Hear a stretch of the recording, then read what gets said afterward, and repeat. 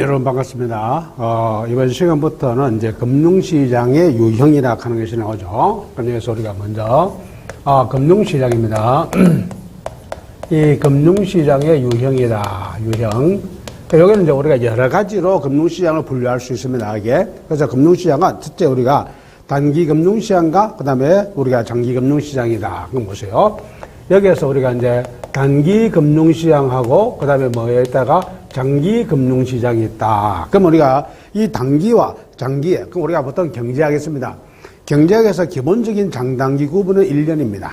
1년 미만을 가지고 뭐라고 얘기한다? 바로 단기. 그 다음에 1년 이상을 가지고 뭐라고 얘기한다? 장기. 그럼 여기서 우리가 일반 금융시장에서도 마찬가지입니다. 이 단기 금융시장과 장기 금융시장이 가장 기본적인 것은 1년을 단위로 한다.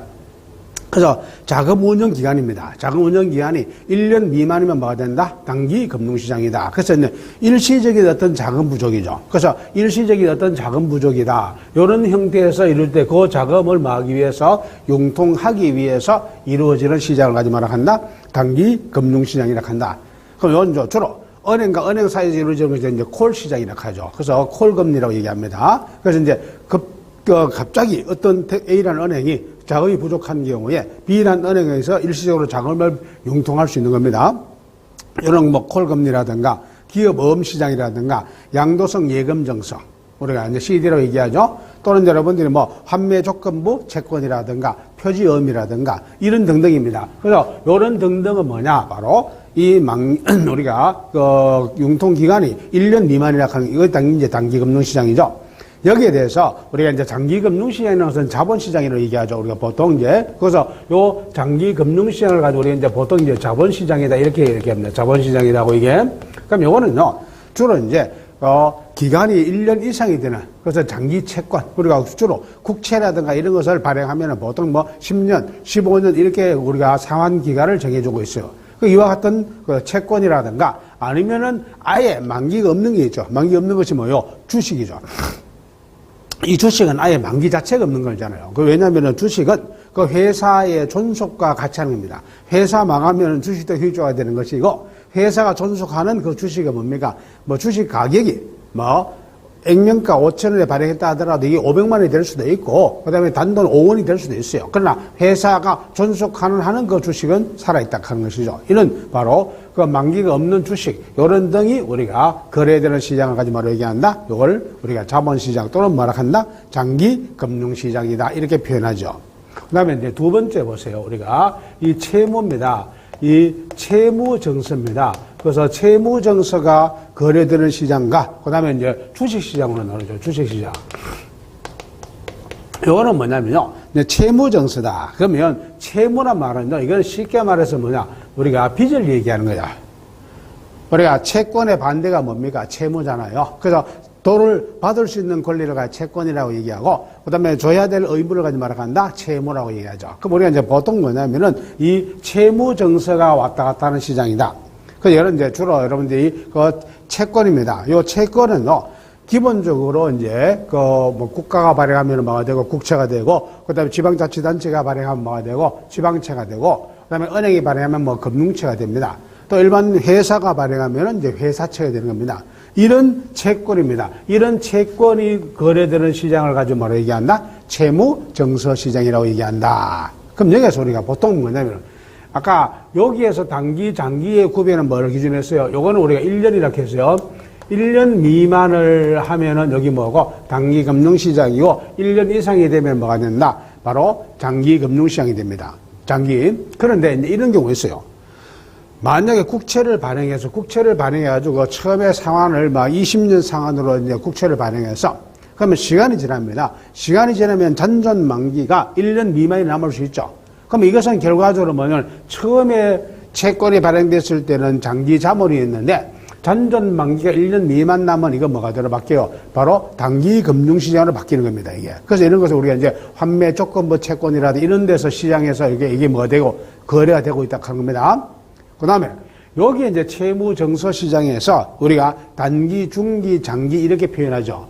그럼 여기에서 단기, 중기 이렇게 표현할 때 여기에서 결국 뭐냐면은 1년 이내를 가지고 뭐라고 하고 단기 채무정서라고 얘기하고 그 다음에 1년에서 10년 정도를 가지고 하고, 중기.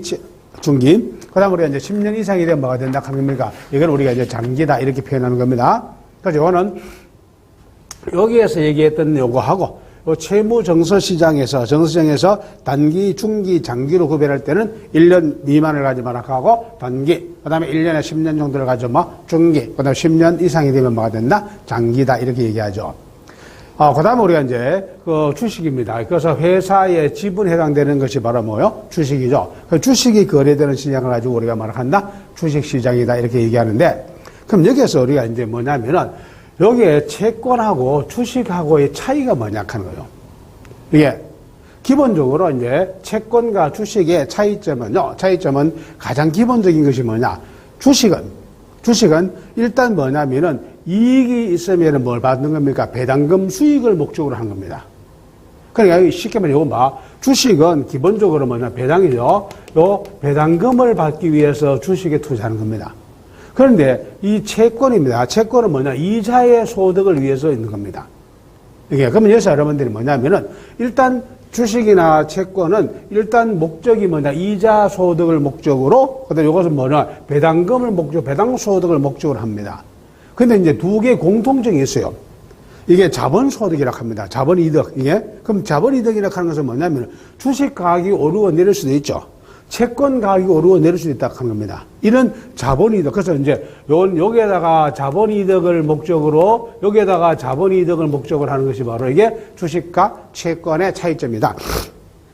그러니까 자본이득, 채권 가격이 오르고 내리기 때문입니다. 그 다음에 주식 가격이 오르고 내리기 때문입니다. 여기에서 차익을 목표도 있어요. 그래서 그 목표도 있지만 그보다 더 중요한 목적이 뭡니까? 이자 소득, 그 다음에 배당 소득, 이와 같은 것을 차이가 있죠.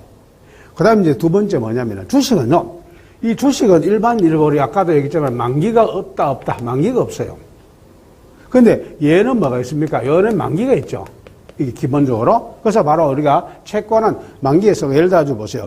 10년 만기로 발행하면 10년 만기가 되면서 원금을 뭐 됩니까? 갚아야 됩니다. 그래서 결국은 채무정서는 만기가 있기 때문에 만기가 되면은 원리금을 뭐 해야 돼? 원금과 이자를 동시에 다 갚아야 됩니다. 이게.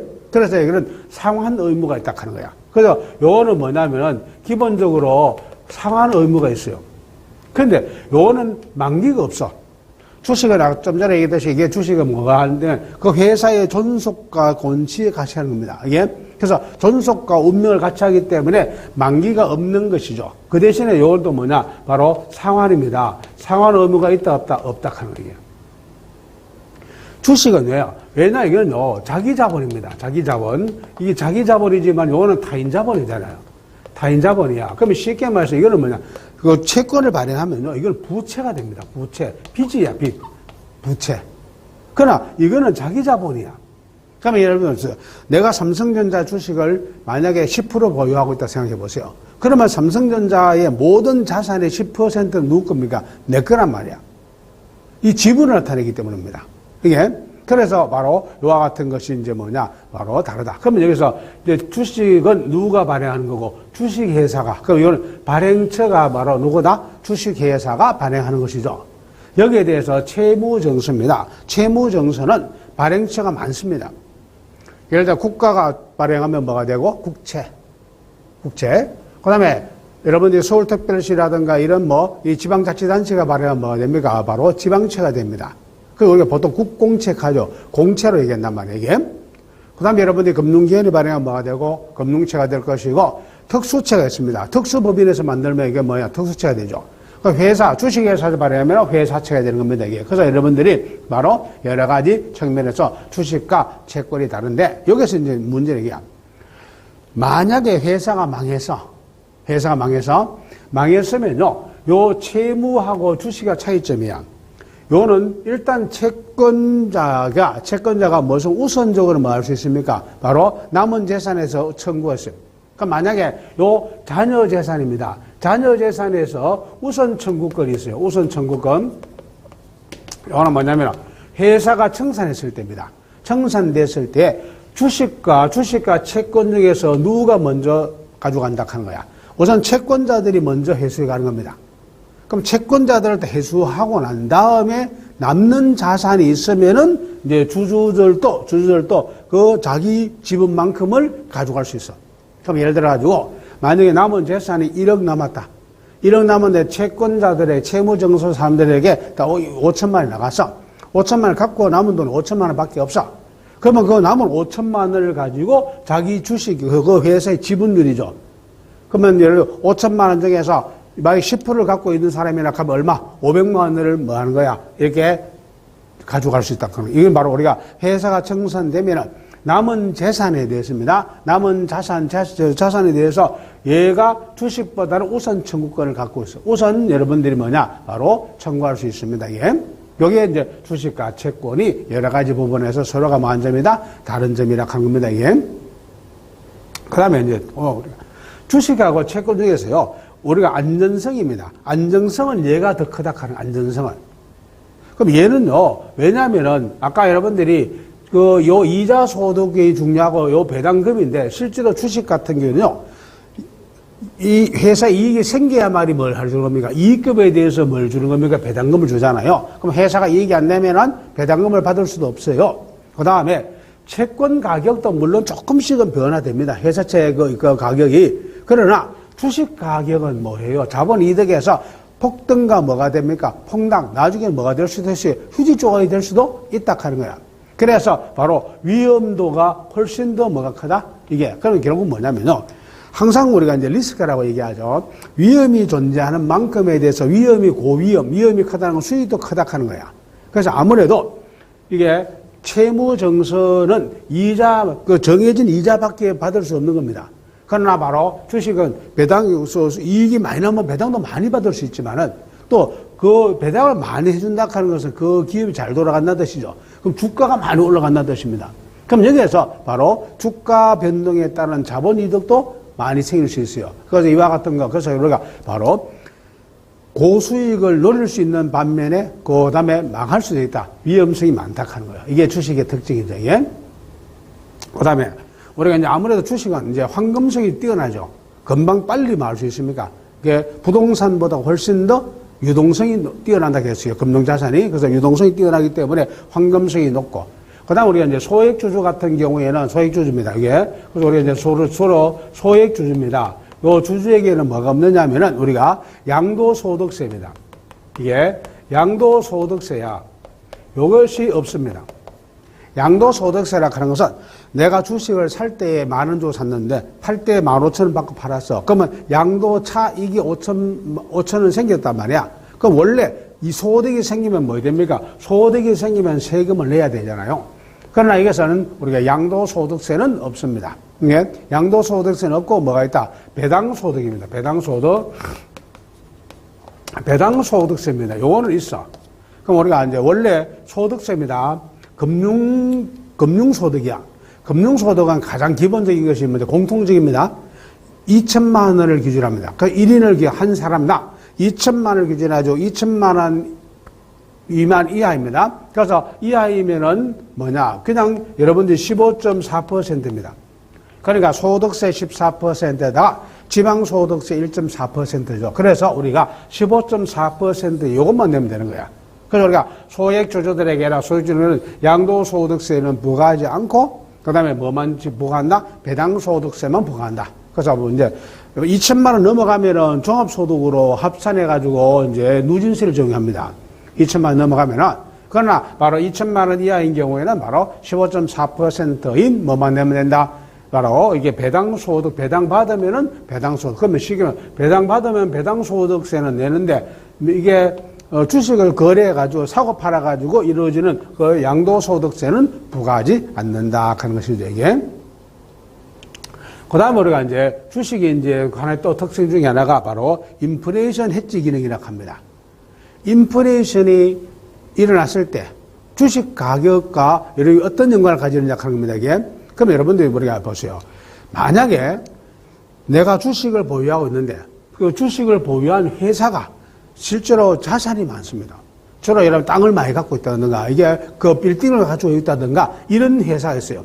그러니까 지금 말해서 그 회사 중에서도 이렇게 그 실물 자산을 많이 가지고 있는 이런 회사가 있어. 그럼 내가 만약에 그런 회사의 주식을 보유한다고 생각해 보세요. 물가가 올라간단 말이야.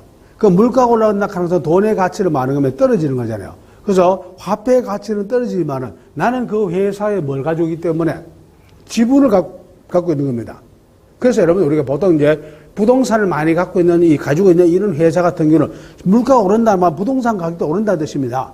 그럼 오른다는 것은 결국은 물가 오르는 것을 뭐로 상쇄할 수 있습니까? 바로 여러분들이 부동산 가격이 오른 것으로 상쇄할 수 있죠.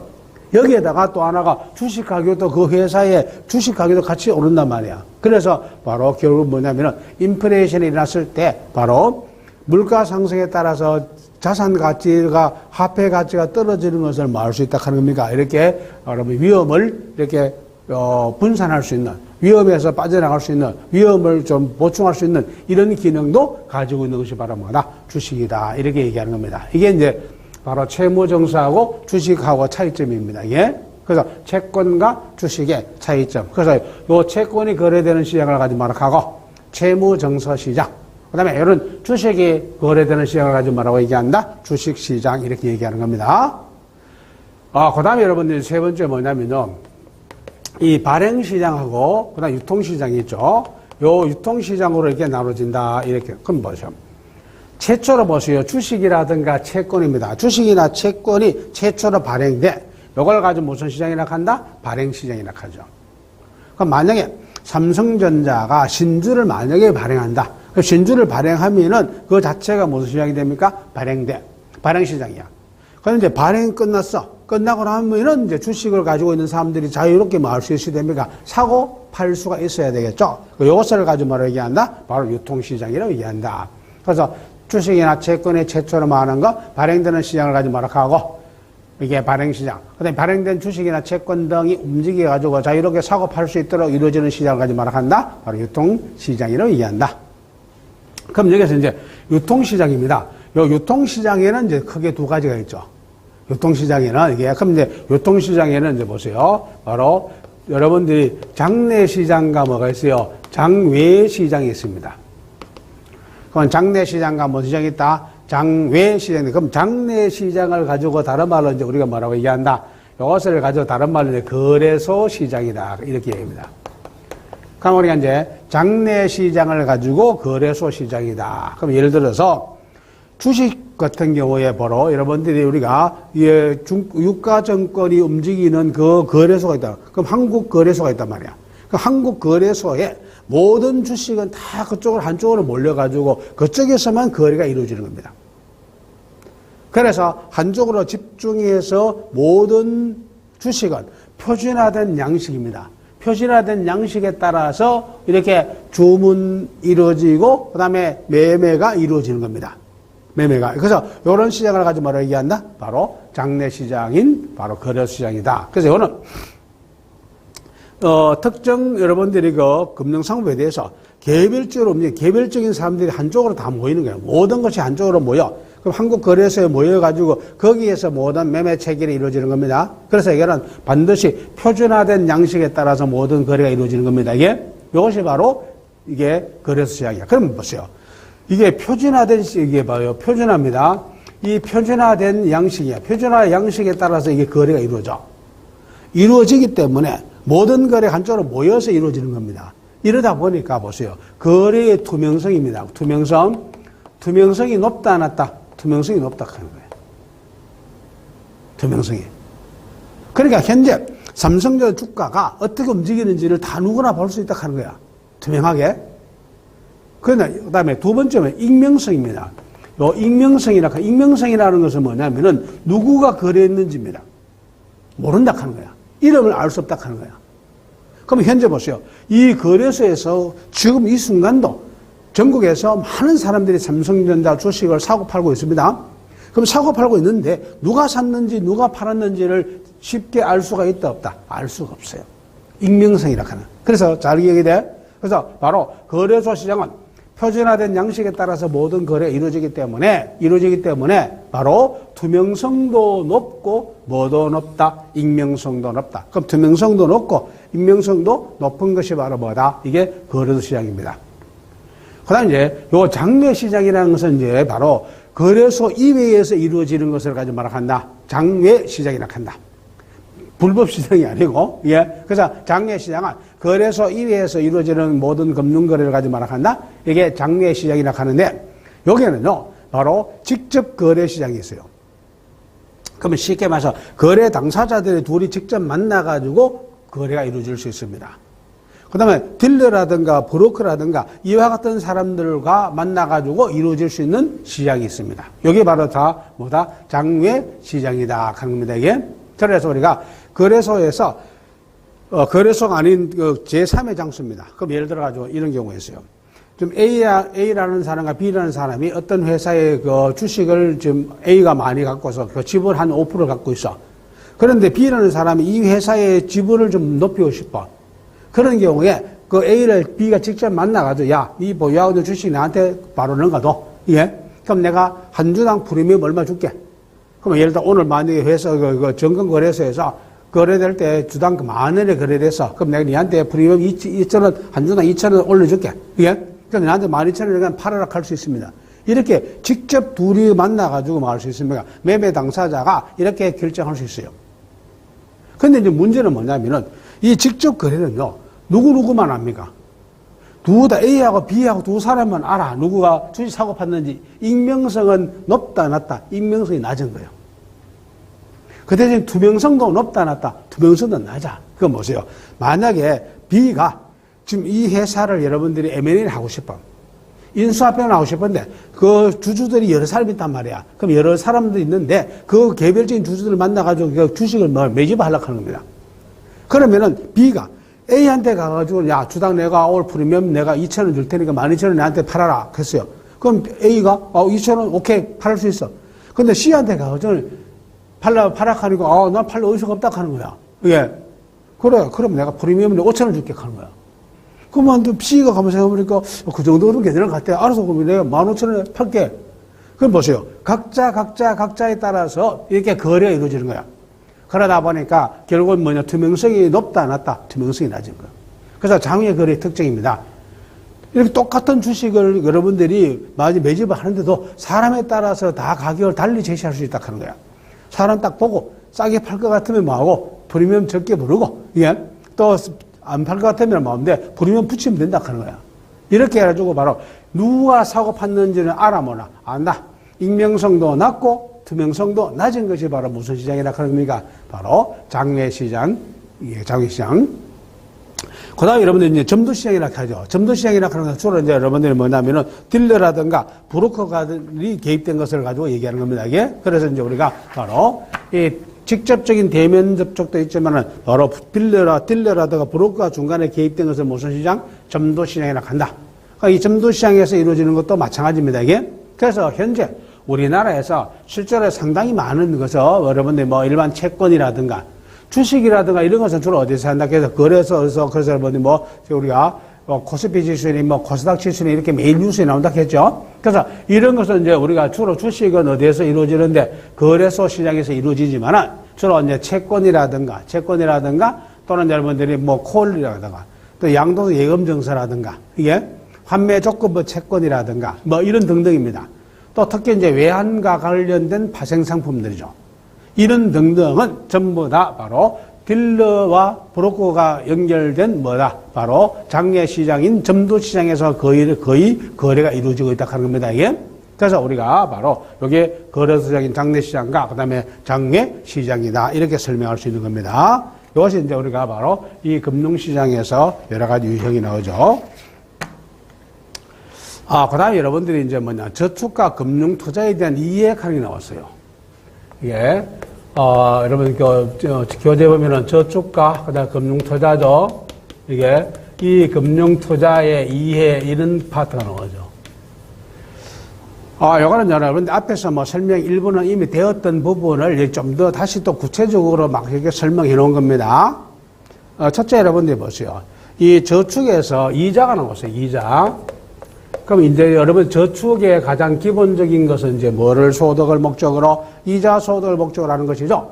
따라서 여기에 저축의 이자는요. 뭐 앞에 배워서 달리와 뭐가 있다 배웠어요. 복리 이렇게 배웠죠. 달리는 뭐하고 한 번 원금에 대한 뭐만 준다. 이자만 지급해 주는 것을 가지고 달리다. 그러니까 복리는 이자를 두 번 계산한다 했죠. 원금에 대한 이자와 이자에 대한 이자까지를 뭐한다 하는 겁니까? 계산해 주는 것을 가지고 뭐로 얘기한다? 복리라고 얘기한다 하는 것이죠. 이건 여러분들이 이미 내가 앞에서 설명을 드렸고, 여기에서는 이제 공식을 별도로 여러분들이 해놨습니다. 이게 뭐 공식이니까 이건 여러분들이 그대로 보고 외우는 수밖에 없죠. 이게 이제 바로 달리하고 복리고, 그 다음에 여기서 이제 칠의법칙이라고 하는 것은 칠의법칙 이게, 그럼 여기서 이제 칠의법칙이라는 것은 뭐냐면은, 우리가 어떤 이제 금융상품에서 이자를 뭐로 계산한다? 복리로 계산한다는 전제를 해서 내가 원금의 2배를 만드는데 걸리는 시간을 찾아가는 것을 가지고 뭐라 한다? 칠의법칙이라고 얘기한다. 칠의법칙. 그러니까 결국 뭐냐면 복리 이자를 전제로 했습니다. 달리가 아니고 복리 이자를 전제로 해서 내가 원금 1,000만 원을 내가 투자했다면 이것이 2,000만 원 되는데 얼마나 많은 시간이 필요한지를 찾아가지고 계산하는 방식을 가지고 뭐라고 얘기한다? 요 칠의법칙이라고 얘기한다. 예? 요거는 결국 뭐냐면은 바로 7이 나누기 뭐 하면 된다? 금리를 하면 된다. 금리. 그러면 이제 여러분들이 뭐가 된다? 2배가 나오는 시장이 나온다. 그 뭐 예를 들어 놨죠. 100만 원을 가지고 연료 5%로 복리상품 예치할 경우에 200만 원이 되는 시기는 어떻게 되느냐? 바로 7이 나누기 뭐 하면 됩니까? 그 이자율이 얼마야? 5%니까 5로 나누면 약 14.4다. 그러면 쉽게 말해서 금리가 5%라는 전제가 되었을 때, 그럼 내가 100만 원을 가지고 200만 원을 만드는데 걸리는 시간이 얼마 걸린다? 14.4년 걸린다 하는 겁니다. 예. 그러면 내가 예를 들어 여러분이 투자 생각해봐. 내가 만약에 이제 자금을 모아 1억을 만들었어. 그럼 1억을 가지고 은행에 예금해놨을 때입니다. 은행에 예금만 딱 해놨을 때에 2억이 되는 시기가 얼마 걸린다 하는 거예요? 약 14.4년 걸린다 하는 거예요. 이게 이제 바로 우리가 이자를 목적으로 하는 예금을 할 것이냐, 그 주식이나 이런 걸 통해 가지고 위험성이 있지만은 투자를 해서 뭔가 수익을 얻을 것이냐 하는 것을 판단하는데 중요한 한 지렛대가 될 수 있겠죠. 그 다음에 여러분 저축과 인플레이션 칸이 나왔습니다. 물가가 지속적으로 오르는 것을 바로 얘기한다? 바로 인플레이션이라고 하죠. 그러면 인플레이션이 일어나면 결국은 화폐 가치는 뭐한다 해서요? 떨어진다. 그래서 실제로 우리가 저축을 했을 때 현재 우리나라 같은 경우는요 마이너스 금리일 수도 있습니다. 보통 지금 시중의 은행들이 금리를 보통 보면 예금, 정기 예금을 들면 보통 뭐 1몇 %에서 2% 정도를 주죠. 그러면 1몇 %에서 2%밖에 안 주는데 물가가 예를 들어 가지고 2% 이상 만약에 올랐다 생각해 보세요. 그럼 마이너스 금리라는 뜻이야. 예. 그래서 결국은 우리가 바로 물가가 상승하는 만큼 뭐가 떨어진다 하는 거요. 화폐 가치는 떨어진다. 예. 그래서 우리가 이제 저축을 할 때 뭐를 고려해야 됩니까? 또 물가가 어떻게 되는지도 잘 고려해야 된다 하는 거야. 예. 그 다음에 여러분들이 뭐냐면은 이게 저축을 할 때 뭐도 생각해야 되면 이자도 생각해야 되고 아까 이제 뭐도 생각해야 돼서 물가도 생각하라 했어요. 그 다음에 이제 뭐도 생각해야 됩니까? 세금도 생각해야 된다 하는 거야. 내가 저축 상품을 어떤 상품에 가입할 것이냐를 결정할 때입니다. 그건 쉽게 말해서 거기에 대해서 이자에 대해서 세금을 부과하느냐 안 하느냐. 그럼 이자 소득이 생겼습니다. 그럼 이자 소득이 생기면 세금을 부과하는 상품도 있고 그다음에 비과세해가지고 세금을 부과하지 않는 상품도 있잖아요. 그럼 여기서 우리가 보통 뭐냐면은 바로 이 이자 소득에서 비과세 상품을 제외하고입니다. 그러니까 비과세 상품을 제외하고는 바로 2천만 원까지는 뭐 한다고 했어요? 15.4% 원천 징수하고, 그 다음에 2천만 원을 초과하면 한다고 했어요? 이거는 종합소득세에다 뭐 한다? 합산하는 겁니다. 그래서 종합소득 합산해가지고 이거를 여러분들이 누진세를 적용한다. 그래서 우리가 일반적인 여러분들의 세금은 뭐 하여튼 15.4%입니다. 그래서 소득세 얼마? 14%에다가 그 다음에 지방소득세 1.4%, 10%, 소득세의 10%가 1.4%입니다. 그래서 15.4%를 부과한다 하는 이게 이제 세금이죠. 이게 이제 저축입니다. 저축. 그 다음에 이제 우리가 투자와 투기가 여러 번 나와 있어요. 그러니까 여러분 교재에 보면 이제 투자와 투기를 이는데 투자하고 투기의 차이점이야. 얘는 투자는 어느 정도 리스크를 생각합니다. 내가 원했던 만큼의 수익이 안 날 수도 있고 오히려 마이너스가 날 수도 있어요. 리스크는 분명히 존재하는 겁니다. 이게 존재하는데도 불구하고 그런 그 불확실성을 무릅쓰고 내가 어떤 특정 상품에다가 뭐 하는 겁니까? 자산을 운영하는 것이죠. 이것을 가지고 뭐라 얘기한다? 투자를 한다. 그러니까 보세요. 자신의 상황에 맞게 적절한 금융성을 합리적으로 활용하여 미래의 긍정적인 이익을 발생하를 기대하면서. 그러면 사실 보세요. 투자를 하면서, 이거 마이너스 날 것이라고 생각해서 투자하겠어요. 그래, 위험은 있지만은, 그래도 분명히 내가 투자한 보람은 있을 것이라 하는 그런 희망적인 생각을 가지고 투자합니다. 희망적인 생각을 가지고 투자하잖아요. 그래서 결국 투자라 하는 것은 어느 정도 미래에 긍정적인 것을 생각하고 염두에 두고 그 다음에 자산 운영을 하는 것을 가지고 말한다. 투자를 얘기한다 하는 겁니다. 근데 이 두 개는 그게 아니라 하는 거예요. 그냥 한마디로 돈 넣고 돈 먹게 하는 거잖아요. 이게. 그러니까 요행을 바라는 거야. 요행을. 그래서 보세요. 요행을 바라고 과도한 위험을 따르면서 비교적 단기간에 부당한 이익을 취하려는 겁니다. 그러니까 정상적인 어떤 그런 개념보다는 부당하지만은 뭔가 이익을 얻고 싶어 하는 겁니다. 이런 것을 가지고 뭐라고 얘기한다? 투기라고 얘기한다. 이게. 근데 이제 문제는, 투기는요, 잘못하면은 본인도 망하지만은 사회에도 상당히 큰 악영향을 주죠. 여러분들이 우리나라에서 연일 뉴스라는 게 뭔가 부동산 투기 들어봤죠? 예? 그러니까 정상적으로 내가 그 집을 사가지고, 그 다음에 내가 거주하면서 집값이 떨어지지 않고 조금씩 오를 것이다 하고, 이렇게 기대하고 그 집에 투자하는 거 하고, 그 다음에 매매 차익을 한 1년 사이에 억대 이게 올라가지고 거기에서 뭔가 이익을 얻기 위해서 하는 겁니다. 이게 이제 투기냐. 그러면 전국의 부동산 투기꾼들이 막 휘젓고 다니면서 부동산 가격을 폭등시키는 거야. 그러면 결과적으로 이 돈 없는 서민들은 뭐합니까? 집 살려고 하다가 하늘 쳐다보니까 이미 집이 값이 이방 뛰었어요. 그러니까 결과적으로 이 투기라 하는 것은 만약에 본인이 보세요. 내가 매매 차익을 얻을 것이라고 생각해도 투자를 했는데, 집을 못 파는 거야. 돈은 필요해. 그러면 결국은 뭐가 되는 겁니까? 내 개인적으로도 상당한 어려움에 처해줄 수 있죠. 그러나 그것이 부동산 투기가 되면서 바로 우리나라 경제 전체에 뭡니까? 악영향을 줄 수도 있는 것이 바로 이게 투기란 말이에요. 그래서 우리가 올바른 투자는요, 개인의 여러분들이 뭐냐면은 재산 증식도 물론 중요하지만은 또 사회적으로 내가 이게 해를 끼쳐서는 안 된단 말이야. 이런 것을 전체적으로 잘 고려해서 적절하게 자기의 능력에 맞게 자기가 보유하는 자산 수준에 맞게 해야 된다 하는 거요.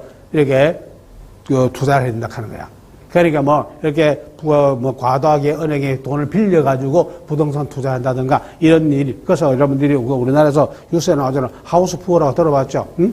그러니까 집값 오를 것이라 생각해가지고 막 대출받아가지고 이게 부동산 투기를 했는데, 투기란 게 투자란 게 아니고, 했는데 갑자기 집값이 내린다든가, 이게, 그 다음에 자기 소득의 거의 대다수를 그 돈 빌리는데 이자로 내다 보니까 지 생활이 안 되는 이런 일이 벌어질 수가 있는 것이죠, 이게.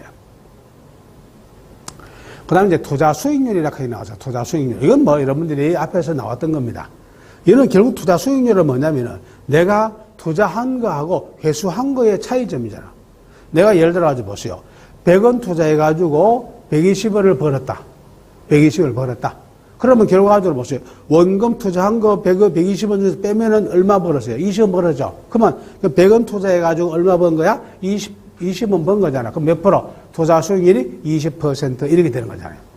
그러니까 결국 뭐냐면은 내가 투자한 돈에서 회수한 돈입니다. 회수한 돈, 투입한 돈과 회수한 돈은 차입니다. 그 차를 가지고 뭐라고 얘기한다? 투자 수익률이다. 이렇게 얘기할 수 있죠. 여러분들이 공식이기 때문에 그대로 나와 있어요. 예를 들어 보세요. 3개월 전에 보세요. 10,000원의 주식을 매입했어. 그래서 여러분들이 바로 오늘 파는데 그 주식가가 올라서 1,900원 됐어요. 그 다음에 그 사이에 배당금을 얼마? 200원 받았어. 그러면 여러분들이 수익이 얼마 생겼어요? 수익금이 바로 1,100원이 생겼죠. 1,100원이. 그러니까 주식에서 900원 남겼고 배당금에서 얼마 남겨서 200원 남겼으니까 1,100원을 남겼죠. 그럼 투자 수익률 얼마야? 11%. 물론 여기서입니다. 이 투자 수익률을 계산할 때는 주식을 사고 팔면은 거래를 하는 데서 수수료를 내야 됩니다. 수수료를. 그게 또 아까 이런 배당금 같은 경우는 벌써 배당 소득세를 내야 된다고 했죠. 그렇죠? 이거는 이제 여기에서 우리가 11%의 투자 수익률이 생겼다 하는 것은 그런 세금이라든가 또 우리 각종 수수료라든가 이런 것은 전혀 맞이한 거 고려하지 않은 그 순수한 그것만 가지고 계산하는 거예요. 물론 이거를 다 계산하면 또 투자 수익률은 분명히 달라진다 합니다. 그러니까 여러분들 투자 수익률은 원래는 최종적인 것은 모두 세금도 내야 되고 그 다음에 각종 수수료도 내야 되고 이런 여러 가지 비용이 들어갔어요. 이런 것을 다 공제해야만이 진짜 순수한 뭐가 된다. 투자 수익률이 나오겠죠, 이게. 그럼 보세요. 이제 투자 수익률 보세요. 투자 수익률, 여기에. 그래서 수익률입니다. 요거를 계산시죠. 수익률 계산시입니다. 요 계산시 고려사항이라 되어 있죠. 그러면 우리가 이제 투자 수익률을 계산할 때 고려해서 해야 되는 게 나와 있죠. 첫째, 여러분들이 뭐 해야 됩니까? 바로 거래 비용이죠. 그 여러분들이 여러분들이 이제 뭐 주식을 사고 팔고 하면은 그 증권회사에다 뭐 해야 됩니까? 수수료 내고 해야 됩니다. 이런 각종 여러분들이 거래 비용을 해야 돼요. 그러면 거래 비용, 그 매매를 자주 하면 할수록, 그러면 쉽게 말해서 우리나라 사람들은요, 장기 투자를 많이 안 하잖아요. 그러니까 여러분들이 매일 뭡니까? 주식 시장에 앉아가지고 컴퓨터 머리부터 보고 앉는 사람 많습니다. 그러니까 단타가 많다면. 그러면 결국은 뭐냐? 거래를 많이 하면 많이 할수록 그럼 나중에 뭡니까? 거래 비용이 많이 들어가. 그럼 나중에 수익이 나오는데 보니까 나중에 뭐 빼고 나니까 거래 비용 빼고 나니까 남는 게 없는 거야. 그러니까 증권회사들만 뭐 하는 거요. 거래하니까 그 거래 수수료를 받는단 말이야. 그러니까 증권회사 하면 돈 벌어주는 결과를 가져올 수도 있습니다, 이게. 그러니까 두 번째 여러분들이 이제 뭐도 계산을 하겠어요? 세금이죠, 세금. 그럼 아까도 얘기했지만 세금을 내느냐, 안 내느냐에 따라서 뭡니까? 투자 수익률은 분명히 달라지겠죠, 이게. 그 다음 우리가 이제 보세요. 세 번째는 기회비용이라 되어 있죠, 기회비용. 이 기회비용도 계산이다. 기회비용은 결국 보세요. 내가 만약에 삼성전자를 투자할 것이냐, LG전자를 투자할 것이냐 하는 문제가 나왔어. 그럼 내가 삼성전자에 투자했으면 LG전자 투자를 뭐 해야 돼? 포기한다 하는 겁니다. 그럼 만약에 여러분이 주가 변동에서 나는 삼성전자가 주가가 더 오를 것을 해서 삼성전자 투자했는데, 오늘은 삼성보다는 LG가 더 막 오를 수 있단 말이야. 예? 그러니까 이런 거. 그래서 항상 뭐냐면, 그래서 내가 어떤 것을 하나 투자를 선택하면 다른 투자를 뭐 해야 됩니까? 포기해야 돼. 이걸 가지고 뭐라 한다? 기회비용이라고 얘기하죠. 예? 그래서 여러분들이 이제 사실은 우리가 이게 여러 가지 개념을 가지고 있다 하는 거. 그 다음에 여러분들이 뭐냐면은 이 간접 투자 같은 경우입니다. 이 간접 투자를 하면요. 간접 투자입니다. 내가 직접 투자를 하면은 그는 내가 거래 수수료만 내면 되는 거야. 근데 간접 투자를 하면요. 이 투자자들에게 또 뭐 해줘야 돼? 돈을 줘야 된단 말이야. 주로 여러분들이 요새 뭐 펀드라든가 이런 거 가입합니다. 그럼 큰 펀드 매니저들이 수익을 가지고 일부 자기가 가져가는 돈이 있잖아요. 그래서 보세요. 간접 투자의 경우에는 전문가의 도움을 받는 대가로 판매 보수라든가 운용 보수를 뭐 해야 된다? 지급해 준다 하는 거야. 그래서 바로 이런 여러 가지. 그래서 여러분들이 바로 투자 수익률 계산, 이런 걸 전체적으로 종합해 가지고 투자 수익률을 뭐 해야 된다 하는 거요. 계산해 봐야 된다 하는 거예요. 여기 이제 우리가 투자 수익률 계산이죠. 그 다음 이제 투자에서 이제 위험이죠, 위험. 여기에서 이제 위험을 우리가 보통 이제 리스크라고 봅니다. 그 리스크라 하는 거하고, 그 위험, 데인저라 하는 거하고 다르죠. 여기가 데인저 하는 것은요, 항상 뭔 위험 자체만 있는 거야. 그런데 요 리스크라 하는 건요, 요 리스크의 위험은요, 긍정적인 면도 있으면서 뭐도 있다? 부정적인 면. 그럼 예를 들어 봐. 내가 주식에 투자를 한다. 그럼 주식에 투자한다 하는 것은 리스크가 있을 수 있죠. 왜? 내가 생각했던 건 주가가 내릴 수 있단 말이야. 내릴 수가 있지만은 그래도 내릴 수 있다 하는 것보다는 뭐 한다? 오를 가능성이 더 높다는 기술 개념을 해가지고 뭐 하는 겁니까? 투자하잖아요. 이걸 가지고 뭐라 한다? 투자 리스크라 봐요. 투자에서 리스크는 미래에 받게 되는 수익이 불확실성에 노출되는 정도를 말하고 부정적인 상황과 무슨 상황? 긍정적인 상황을 동시에 내포하고 있다 하는 겁니다. 그러니까 이제 우리가 이런 투자를 하면은 뭐 잘하면은 뭐 할 수도 있고 긍정적으로 수익을 얻을 수도 있지만 혹시라도 내가 투자를 잘못하면은 바로 이 손해가 날 수 있다 하는 것을 전제로 해서 이루어지는 것이죠. 이게 여기 바로 우리가 투자에서 리스크가 되는 겁니다. 그럼 여기서 이제 투자하고 리스크 사이에서 이겁니다. 이거는요, 뭐 리스크가 크면 클수록 투자 수익률도 뭐한 겁니까? 높아. 이 말은 쉽게 말해서 위험이 크면은 클수록 그다음 뭐도 크다는 뜻이야. 수익률도 많이 나온다 하는 거야. 그러면 쉽게 말해서 이게 고위험이 되면은 고수익을 얻을 수도 있어. 그럼 이 말은 반대로 하면 뭡니까? 결국은 우리가 흥할 수도 있고 망할 수도 있다. 그럼 여러분들 대표적으로 채권하고 주식하고 사이에서 리스크가 큰 게 뭐라 해요? 바로 이 주식이라고 하는 거예요. 우리가 채권은 예를 들어 회사가 망해가지고 돈 빌려줬는데 못 받을 수도 있어. 예. 그래서 그런 리스크도 분명히 채권도 있어요. 없는 건 아닙니다. 그러나 뭐보다는 주식보다는 적다 하는 거예요. 주식은 회사는 멀쩡하게 살아있는데도 불구하고 내가 오늘 주식 샀는데 갑자기 어느 회사의 유서가 이상하게 잘못 나와가지고 그날부터 주식이 계속 하한가로 계속 떨어지는 거야. 그러면 여러분들이 뭐냐면은 바로 여러분 회사가 멀쩡하게 살아있다 하더라도 리스크는 엄청 커지죠. 이게 주식이. 그래서 이제 주식은 그와 같은 것이 딱 하는 거예요. 그러면 우리가 이제 그 기대 수익률을 하는 게 나왔습니다. 요 기대 수익률에서는 바로 무위험 수익률하고 그 다음에 여러분 위험 수익률 두 개 나와 있습니다. 봐요. 거기 봐. 무위험 수익률이라고 하는 것은 리스크가 전혀 없는 상태에서의 수익률이고 리스크가 전혀 없는 상태입니다. 그 다음에 플러스 바로 리스크 프리미엄입니다. 리스크에 의한 보상으로 증가되는 기대 수익률이다. 따라서 개인들은 안정성을 선호하면 리스크가 적은 저축의 비중을 높이고 높은 수익을 원한다면 리스크를 안고도 어디에 바로 일반적으로 이런 주식이나 이런 데 투자를 할 수밖에 없다. 그럼 우리가 예금입니다. 여기에 아까 저축과 투자입니다. 저축과 투자에서 얘기란 말이야. 아무래도 안정성은 어디가 높다 하는 겁니까? 저축이 높죠. 그러면 안정성을 추구하면서 수익은 기대 수익률은 낮은 것이 바로 뭐다? 저축이 되는 것이잖아요. 여기에 대해서 바로 안정성은 조금 뭐하지만은 떨어지지만은 리스크는 좀 크단 말이야. 크지만은 그래도 기대 수익률이 큰 것이 바로 뭐다? 투자라 하는 겁니다, 이게. 그래서 여러분들이 사람들이 저축을 할 것이냐, 바로 이렇게 주식이라든가 채권이라든가 이런 데 투자를 할 것이냐 하는 겁니다. 이거는 이제 개인의 뭡니까? 성향, 개인의 생각 차이에 따라서 이렇게 달라질 수가 있다 하는 것이죠. 그 다음 이제 위험 투자 관리와 분산 투자학이 나왔습니다. 이게. 그럼 여러분들 우리가 보세요. 아무래도 이제 이게 투자를 하면은 이제 리스크 위험이 크다 하는 겁니다. 그럼 위험을 줄이기 위해서 뭐 하는 겁니까? 우리가 이제 분산 투자를 합니다. 분산 투자. 그래서 이제 분산 투자는 이미 여러분 내가 얘기했어요.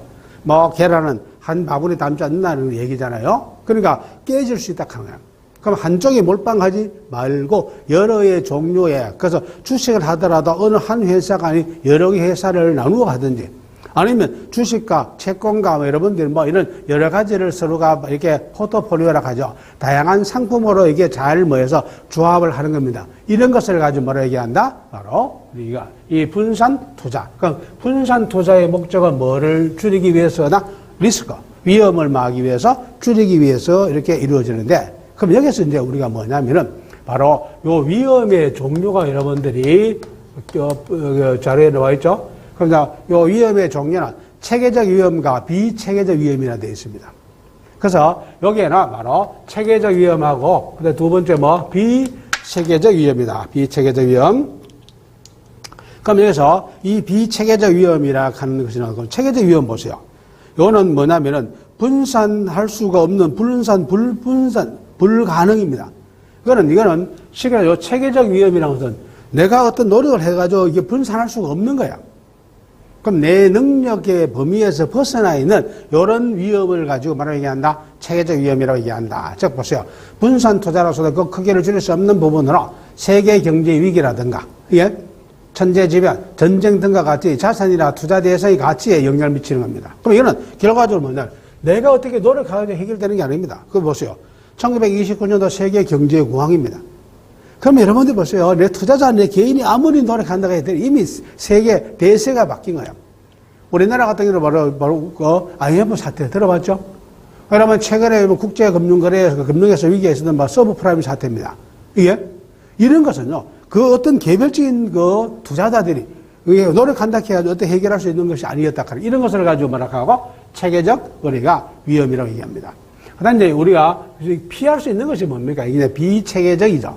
보세요. 분산 가능하다. 즉, 분산 투자를 통해서 위험을 줄일 수 있는 것으로 경영자의 횡령이라든가 산업재, 근로자의 파업 등 특정 기업이나 산업의 가치에만 고유하게 미치는 위험. 이거는 그럼 쉽게 말해서 바로 그 어떤 회사의 경영자가 바로 도덕적이냐 비도덕적이냐에 따라서 회사가 달라질 수 있다 하는 겁니다. 그래서 우리가 이런 것을 잘 판단해가지고 내가 A 기업 갈 것이냐 B 기업 갈 것이냐 이런 걸 선택할 수 있는 겁니다. 이런 것을 가지고 말한다. 비체계적 위험. 그래서 우리가 이제 리스크에서 분산 투자를 통해 가지고 바로 리스크를 줄일 수 있는 것은 바로 뭐냐? 비체계적 위험. 바로 여러분들이 분산 가능 위험이다. 이렇게 이해하시면 됩니다. 그 다음에 여러분들이 우리가 레버리지 우리가 이 효과와 투자 위험이라 하는 게 나왔습니다. 이건요 이제 한마디로 말해서 이제 투자를 할 때에 이제 내가 내 돈값만 가지고 할 것이냐 아니면은 외부의 돈을 가져올 것이냐 하는 것을 가지고 계산하는 겁니다. 그럼 여러분 보세요. 만약에 일부를 자기 돈이 아닌 바로 부채입니다. 일부를 부채 남의 돈을 빌려 가지고 투자를 했을 때 이 투자의 효과가 어떻게 나타나느냐. 이걸 가지고 이제 지렛대 효과로 얘기하죠. 바로 투자, 레버리지로 얘기하는 겁니다. 이거는 결국 뭐냐면 총 투자액에서 자기 자본입니다. 자기 자본. 이게. 그럼 예를 들어 거기에 우리가 표시가 되어 있습니다. 봐요. 만약에 자신의 자금 100만 원을 가지고 주당 10만 원인 주식을 100주 샀어. 주가가 20% 올랐어. 그러면 여러분들이 보세요. 12,000원에 팔았어. 그러면 수익이 얼마 생겼어요? 20% 생겼죠. 그럼 보세요. 막. 이게 만 원짜리 주식입니다. 만 원짜리 주식을 100주 사서 100주 사가지고 여러분들이 요거를 처음에 살 때는 만 원이었기 때문에 얼마 들었어요? 100만 원 들어서. 100만 원. 그러면 100만 원 들여가지고 이걸 샀는데 요 주가가 12,000원으로 바뀐 겁니다. 12,000원으로. 그래서 이제 100주를 파니까 얼마 나왔어요? 120만이 나왔단 말이에요. 120만 원. 그러면 여기서 투자 수익금이 얼마 생겨? 20만 원이 생겼단 말이에요. 20만 원이. 그러면 투자 수익금은 20만 원인데 이제 여기서 문제는 이란 말이야. 내가 이 100만 원 중에서 돈을 빌려가지고 그럼 봐봐. 요 중에서 100만 원 중에서 부채를 60만 원을 빌려서 내 돈 가지고 40만 원을 가지고 투자했어. 그럼 보세요. 전체 내가 100만 원 투자해가지고 얻은 수익은 얼마입니까? 20만 원이야. 그러면 투자 수익률이 얼마입니까? 20%죠. 그러면 투자 수익률이 20%가 되는 겁니다. 그런데 부채를 빼고 내 돈만 가지고, 물론 여기서 이제 부채 남의 돈을 빌려 이자도 갖고 해야 됩니다. 그런 거는 여기서 이제 고려하지 빼는 겁니다. 순수하게 그냥 남은 것만 가지고 계산했을 때, 단순히 보세요. 나는 얼마 투자했어요? 사실은. 내 돈은 40만 투자해서. 40만 원 투자해가지고 얼마 벌었습니까? 20만 원 벌었어. 그러니까 투자 수익률이 얼마 됩니까? 50%가 돼요, 50%가. 그냥 단순히 내 돈만 100만 원 가지고 투자했다면 투자 수익률이 몇 퍼센트 될 것을 20% 될 것을 바로 남의 돈 60만 원 빌려가지고 100만 원을 만들어서 투자한 거야. 그럼 내 돈은 얼마밖에 안 들었어요? 40만 원밖에 안 들었어요. 그래서 이걸 투자해가지고 얻은 수익이 20만 원이니까 40만 원 투자해서 20만 원 벌었으니까 투자 수익이 얼마입니까? 바로 50%로 이게 늘어나는 겁니다. 그런데 이제 반대야. 반대로 보세요. 100만 원을 샀는데 이게 뭐냐면 9,000원 된 거야. 9,000원. 9,000원에 팔았어. 그러면 마이너스 얼마 생겼어요? 마이너스 10만 원 생겼죠. 그러면 생각해봐. 내가 만약에 이 돈, 내 돈 100% 가지고, 내 돈 가지고 뭐 해서 100만 원 가지고 투자했다 하면은 투자 손실액이 얼마입니까? 10만 원이야. 10%입니다. 그럼 투자 손실이 마이너스 10%란 거야. 그런데 보세요. 내가 40만 원을 투자했단 말이야. 내 돈, 그럼 나머지 그 60만 원은 빌린 거야. 그럼 40만 원 투자해가지고 마이너스 얼마 나왔어요? 10만 원 나왔다 하는 겁니다. 그러면은 결과적으로 마이너스 25% 나오잖아요. 4분의 1이니까.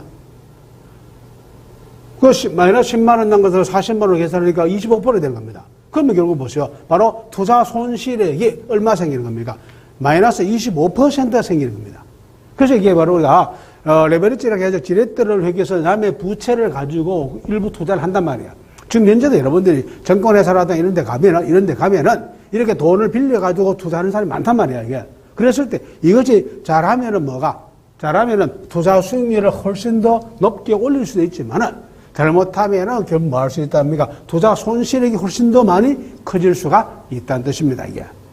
이게 우리가 바로 투자에서 뭐다? 위험이 있다. 그래서 이제 우리가 그 투자할 때에 부채를 가지고 투자하는 것은 원래 가장 좋은 것은요, 자기 돈으로 투자하는 게 가장 이상적입니다. 근데 혹시라도 요와 같은 식으로 부채를 일부 해가지고 투자할 때는 자기 능력에 맞게 이런 것을 잘 뭐였습니까? 적절하게 이게 부채를 활용해야 되지 지나치게 부채를 활용해서는 안 된다 하는 겁니다. 이게 이것이 바로 우리가 기본적으로 이 투자에서 나타나는 기본적인 우리가 내용이라 하는 겁니다. 예. 그러면 여러분들이 우리가 이제 기본적으로 이제 자본시장과 투자 그 금융에 대한 그 법률이 나옵니다. 예. 그래서 이 법률은 이제 좀 설명이 돼야 되기 때문에 다음 시간에 계속 수업을 하겠습니다.